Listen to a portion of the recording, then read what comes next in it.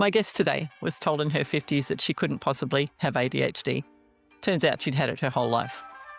Dr. Jennifer Dall is now a grief-informed neurodivergence specialist, the founder of ADHD Holistically. And she's launching 4 books this year through her own press. She helps women who were diagnosed late stop fighting their brains and start building lives that actually work. Welcome, Jennifer, to the Joe Show. Thank you so much. I'm glad to be here. This is exciting. You were a successful educator for 25 years. You had a I career, was. you had a life that looked like it was working. What was actually happening underneath that? There was a lot of tired, there was a lot of masking, there was a lot of trying to figure out what was going on, you know, uh, being really busy, uh, working, raising a family, having a marriage, going to school constantly. Um, and my knowledge, my background kept sending up these little flags about what might be going on. But, we know so little about girls and women with ADHD. We know a little bit more now, but my whole life it's been very little. So it was a process of kind of elimination and just learning and sticking with it to figure out what was going on. Mm. So it looked fine, but it wasn't fine, I guess. No, no, with a lot of us, it's like that. We look fine and we're not fine. When someone said, finally said you have ADHD, what broke open for you? Well, first of all, I think by that point, it was like, yes, I know. Why is it taking you guys so long to figure this out? But it was also some validation. Um, and an ability to go back and relook at things that have been going on in my life and what that was really about. I think a lot of, especially women who didn't know they had ADHD, they were told other things. They were told they were difficult or they were lazy or they were distracted or they maybe were too much or too little, all these things. And once you kind of hear that diagnosis and you learn about it, things start to really fall into place. So there's kind of a relief, kind of an aha moment, also a little bit of grief because you then think about, wow, what if we had known this 10, 20, 30, 40 years ago? Mm. What would things have been like? But you just take the breath and you keep moving. Were there specific things that have explained for you that you might have been blaming yourself for? Um, sure, some of those typical with some women and when people with ADHD being hyper focused on things, so the ability to really do something that I want to do, to focus on it, and if there's no interest there, if it's not interest based, just really struggling to get it done, and other people not understanding why that is and having it be blamed on being lazy or defiant or difficult, where it's much more than that in the ADHD brain. So some of that was a big relief, you know. Mm, mm, And then some of the other things, I mean, there's so many, but I think that people who are neurodivergent uh, tend to sometimes get overstimulated, sensory overload. And so I would go out or I would be doing things and I would just need to go in a room and close the door and just be quiet for a while. And people who aren't like that would think I was being antisocial or mm, something like that, and so I would feel bad about that, "Oh, you should be more social," but really figuring out, "Oh, that's kind of my whole regulation system, and I can work with that, and I can stand up for myself, and I can put up boundaries, if you will, about mm, what I can do and what I can't do, and not feel bad about it," you mm, know? mm. It's probably a question that gets asked a lot, but I want to know why you think it's taken so long for females, women to be identified with ADHD or diagnosed with it, compared to boys. So much of the research and what we were looking at was by boys, about boys, by men, and a certain type of ADHD, that very hyperactive, outwardly hyperactive, impulsive kind of thing, where you think about ADHD and you think about the 8-year-old boy who, is bouncing all over the place and doing those kinds of impulsive things, while there's this whole class of us who the bouncing around and the impulsive things is in our minds. It's inside. We're quiet, we're more reserved, and then some of us, we've learned very well how to be the good girl, the good student, to keep it in, to play the role, to mask. And so people weren't looking at it, and they were only looking at this one type. And then when you think about research, when they start researching a certain topic or a certain question, they have to do the research, and then it has to be, peer reviewed, and then it has to be published, and then it has to get out into the general public. And that takes a really long time also. So I think there's been somewhat of like a snowball effect a little bit. Mm. Um, More research, more knowledge, it gets out there more. And then, especially with a lot of women, they start to hear this and it clicks. And so then they're talking about it. They're doing their own research with reading things and listening to people and talking about it and trying to fix things. And so it just keeps growing. So we know more now. And if you're talking to your sister or your best friend or somebody and you hear about it from them that they have ADHD and you hear what it's like for them, it may then ring some bells for you. So I think that we're still in the infancy of learning a lot. Do you think a diagnosis matters? I mean, some people would say, look, we're all somewhere on a spectrum and everybody's different and we just learn to manage ourselves. And then other people say a diagnosis is really important. But what's your position on that? I'm kind of in the middle on that. If it's important to you, I think you should do it. I know I'm in the States and it can be really hard and expensive and time consuming, a burden to get yourself diagnosed. A lot of the criteria are still based on kids and looking at kids. They want to know things about your grades and your school and your childhood. And depending on your age, those records may not exist. They may be some box in the bottom of some school, storage area. People around you may not be alive, and also they're looking at it through a lens of they didn't know, right? So there's what we call the ADHD tax, which some of us, because of our impulsiveness and other things, maybe not be that good with money, make impulsive decisions that are expensive. It can cost you in your relationships if your partner does not understand ADHD and you're not on the same wavelength, and then that can transition to work. We People with ADHD can be have problems with emotional regulation. Um, it can be the thing where you get an email from your boss. I want to talk to you later, and they didn't like really mean anything, but you're now 100 miles away and you're freaking out, and you can't do anything or think because you're taking this as a rejection. You're like emotionally very dysregulated, and so that can show up. And I think that for people who don't know they have ADHD, it's harder. I think as you learn you have ADHD and you start to learn some strategies and you learn what it looks like in you, you can then maybe advocate for yourself, take some steps. But when you don't know and the people around you don't know, it it can be really costly, like you were Mm. saying, in Mm. all those areas. Is there somebody who you've worked with who has got quite a stark example of that sort of thing? A lot of us do. Yeah. Um, it can be if you're not in the right environment at work, if we're talking about a business sort of thing, people with ADHD can um, sometimes be very creative. Their minds think outside the box. So it's harder to stay on a track, and this can be good if you're in a place that's trying to get a lot of ideas, get it all out, pick the best ones. But if you're in an environment or with a boss or a coworker or even a partner who's more like on the straight and narrow, and I just want a solution to this problem, they don't want to hear the 15 different ideas that you have come up with. Um, Mm. that can be hard, and so it's really a struggle.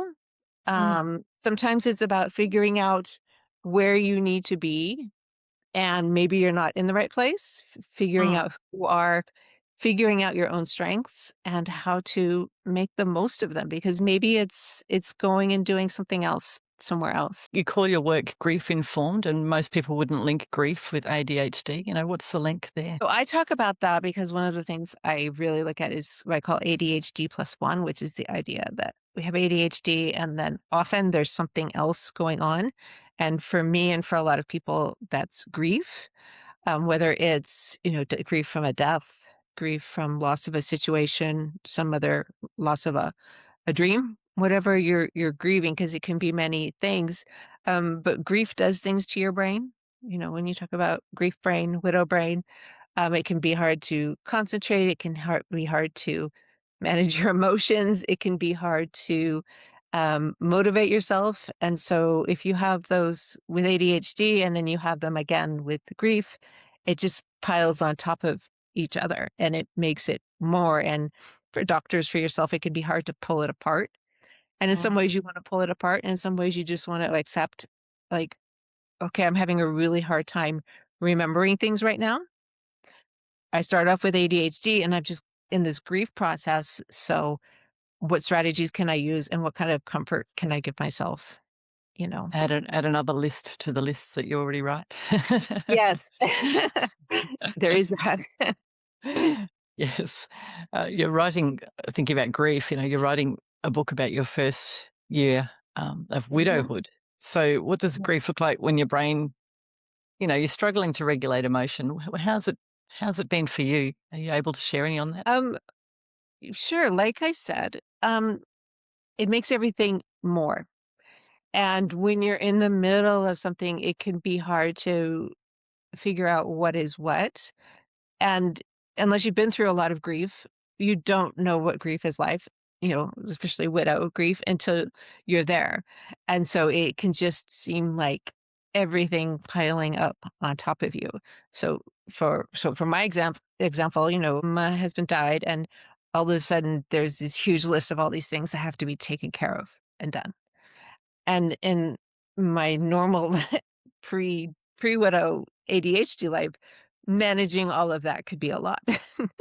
And so it makes it more. So it's things that helped where sometimes I would feel like there's just too much. And so a friend would come over and we would just list out everything that I believed had to be done, which could be like a 3-page list. And then we would, prioritize and cross things off and she'd say, well, I can do this. And why don't you ask this person to do that? And no, you don't really have to do that, but let's put this at the top of the list. And so having somebody else who was aware of both the grief and the ADHD to be able to take this list and make it manageable and doable was Mm, something that was really helpful, which, yes, people who are grieving need help with that, and people with ADHD need help with that. But when you add, like with grief, there's always external circumstances, right? Whether you've lost your job, your house, your spouse, your whatever, there's all these other things that you have to deal with, and so it adds to the list. So, mm. you lost your job, you have to find a new job, you have to maybe find money, you know, and so it adds to it. Yeah. So speaking of getting things done, I appreciate what you're saying about somebody else to come and help look at the list with you and help you prioritize Mhm. that. You've also, I guess, built a productivity method that you call the 3-day sprint that's specifically for ADHD brains. Can you walk us through what that looks like and what's different between day one and day three? Right, so I love this. I found this and then pulled the ADHD into it and made it shorter. I'd heard about other people who had done things like this on a longer scale, like they would work for 3 weeks and then they would take a week off. And I thought, oh, that sounds great. And then I realized, no, I couldn't work for 3 weeks and then I could not take an entire week off. So what's really found helpful for me is looking at it in 3 days. And so you start off with figuring out, often it's just a project or a part of a project that can be done in 3 days, whatever your 3 days looks like. Because many of us, when we're busy, we're running businesses, whether you have ADHD or not, you seem to believe maybe you have a 15-hour day that you could be effective when that's not really true. So getting to, okay, this is if we wanna look like a book, say I'm writing a book, well, I'm not gonna write the whole book in 3 days, even though ADHD may believe I can. So, learning and practicing and pulling it down to, okay, I could outline a chapter, or I could write 1 chapter, and then figuring out over 3 days, and then again, breaking it down into steps, and looking at what you actually your capacity and your time that you actually have, Mm-hmm. and over 3 days getting to the end and then looking back, okay, this was my goal. I was going to um, write 1 chapter. And then really honestly looking, did you do it? Did you not? And again, no shame. Things happen. You are also in the process of learning how much you can get done. And so then sitting back and looking at it, okay, so this is what I got done, and this is the next step. And then setting up, when do I want to do another one? It's Mm, also good. So it's good for projects like that. It's good. I don't know about you, but sometimes I realize I have a list of like 100 things, little stupid money, boring things. And like, okay, fine. I'm just dividing them into 3 days. And I'm just, you can do anything for 3 days, yeah. hate this. I don't want to do it, but then I'll be done. It And sounds so like a give really me good system. I like it. What I like it a lot. I use it so much, and I also like it because it's easy. It gives you a way to recoup. So say Monday you're doing great. For your first day you're doing great. Your second day something happens, whatever it is, and it's not going great. You know what? You can still pick up the third day and keep going because you've got this plan. You probably won't meet the whole goal, but you still have this container.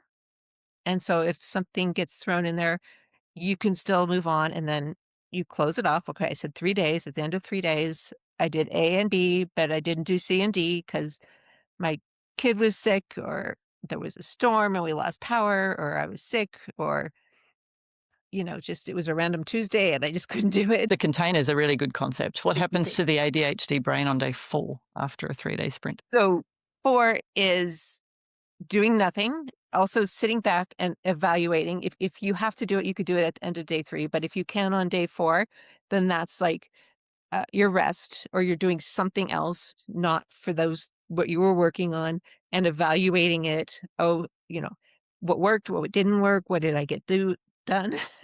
Can't speak. What did I get done? And then just having a different focus. It doesn't mean, I mean, you can lay on the couch all day and watch TV, but maybe you're working on some other project or you're doing other things. And so you released that project that you had in that container. Okay, so that word release is a nice one to kind of tuck away. Yeah. You've done 4 books and your own press in 1 year. It's not a side project. What made you decide to publish independently rather than go with a publishing house? I had originally wanted to write a big book, and I actually got an agent and everything. And I started to feel frustrated. My phone keeps going off. Frustrated with kind of the whole publishing business. And I also, through some people I know, started looking at writing smaller books, tiny books. And it was just kind of a process of doing that, working with some people. And I think that there's a movement somewhat in publishing now where some people are getting a little bit tired or feeling a little alienated by the big publishing business. And so there are more and more people who are publishing their own work, starting their own publishing businesses as kind of an author publisher. I named it Curveball Press with the idea that life keeps throwing these curveballs at us, and so we can catch them and do things with them. I have 2 of my books, and I have 2 ADHD card decks. The other 2 books are going to come out a little bit later. I realized I overcommitted a little bit. So we're getting the two of them, the ADHD Sprint and one called Shake It Up. 30 experiments when you wanna change your life a little bit are ready. The other 2, one is, called You, Me, and ADHD, and it's questions and conversations you can have, with other people in your life about ADHD, and the Widow book, Space to Grieve, the first year of widowhood, and so those are late summer or fall. And 4 books is quite deliberate. It's more of a product line rather than just, Yeah, I've got something to say. How did you decide yeah. on the topics for each of, I guess, the other 3? We've explained the widowhood one, but the other 3? The You, Me, and ADHD book was coming out of wanting to be able to have conversations with people, whether because you got the family component, maybe it's a mother and a daughter, and they both found out they have ADHD. Maybe it's you and a partner, you and a friend. Um, Conversations about some of the key points of ADHD so you can talk to people and build more of an understanding. The, uh the Shake It Up book, the 30 experiments, that was the first one that I actually wrote, and it was also coming from a place of, what can you do if you just wanna make some changes in your life? That's interesting. You're Yeah. at this space, and so there's really short ones, there's some that are a little more introspective for journaling, and there's some that'll take a little bit more time, and just to go out and, like, shake something up and see what happens. Oh, you also train therapists and HR professionals. What are they getting wrong about neurodivergent employees right now? Well, they just don't know. I mean, I don't think for the most part it's purposeful or anything. I think that just like the rest of the world, they don't know. That's so They don't know a surprising. I lot of thought it was things. such a big topic. Yeah. Well, it's a big topic, but I don't think they know things, right? They and still, you take a poll about ADHD, and it's probably gonna go back to referencing that 8-year-old boy, right? Yeah.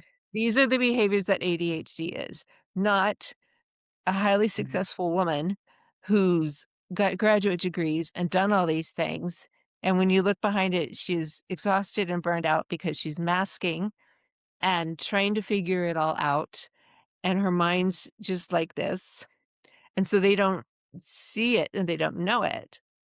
But the interesting thing is that and when I do some of these things with business people, is it's not only like, okay, so you could have ADHD or somebody in your CEO squad.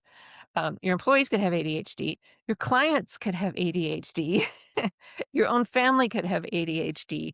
So if you learn to recognize some of these signs and some ways to talk about it, it's going to help in every part of your life, Yeah. I think. I think giving some grace too. I have a client who I suspect has ADHD, one of my marketing clients, and I love her dearly. She's been with me for 7 years now, but I've just really learnt to work around her systems and accommodate the way she works, and things flow really nicely then. Um, Yeah. instead of trying to change and demand more organization, you just go with it, Yeah. and it works well. Yeah.